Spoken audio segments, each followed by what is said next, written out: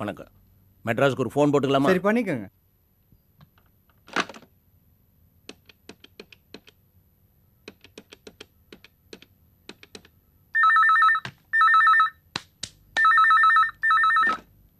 Hello மாப்பிள்ளை, நான் தான் சிதம்பரம் பேசுறேன்.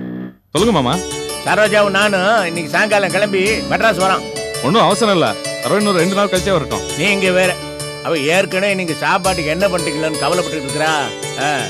அப்புறம் மாப்பிள்ள, எனக்கு ஒரு சின்ன உதவி வேணுமே. சொல்லுங்க மாமா. நமக்கு தெரிஞ்சவங்க வீட்டுல இங்க ஒரு கல்யாணம், தாம்பூல பையில பழம் போடணும்னாங்க. அங்க கொஞ்சம் மலிவா நீங்க வாங்கி கொடுத்துறீங்களா? பணம் கொடுத்துருக்காங்க, நான் வந்து கொடுத்துட்றேன். சொல்லுங்க மாமா, என்ன பழம் வேணும்? அது நீங்க பாத்துக்குங்க, எது சகாயம் இருக்குதோ அது ஆப்பிளோ ஆரஞ்சோ அது நீங்க தீர்மானம் பண்ணீங்க. இங்க கூட்டம் எவ்வளவு வரும்னு தெரியல, 200 300 சொல்லி வைங்க, முன்ன பின்ன இருந்தா அப்புறம் பாத்துக்கோ. உங்களுக்கு ஒன்றும் சிரமம் இல்ல?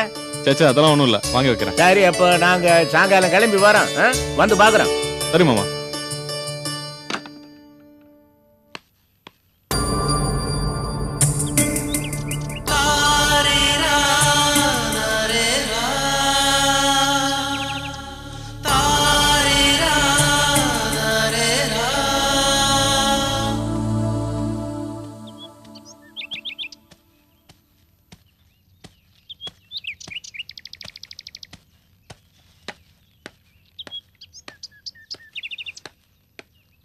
ஏ போஸ், என்ன எங்க விழுந்து கிடக்க?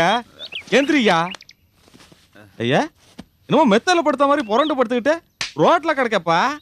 யோ நிம்மதியா தூங்க வரான். குடிக்காரன் கிட்ட பேசினா இப்படிதான் போல இருக்கு. போஸ் பழப்பு ரோட்டுக்கு வந்துருச்சு போ.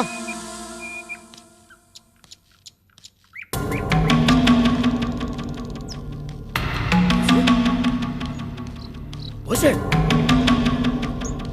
போசே, ஏய் போசே போசே, என்னடா என்னடா திருவிழா கிடக்கு பிச்சைக்கார பையன். என்னடா எரியுது? எதிரி அடக்கட்ட பையன், எதிரி உனக்கு எல்லாம் இருக்காது. எதிரி மானத்தை வந்து எதிரி எதிரிடா. ஏட்டா மானத்தை வந்து போட சேர்ப்பா, சேர்ப்பு போடு. எப்படா அவங்க குத்தி வர போது? வாடகை வாடி வீட்டுக்கு சொல்ல.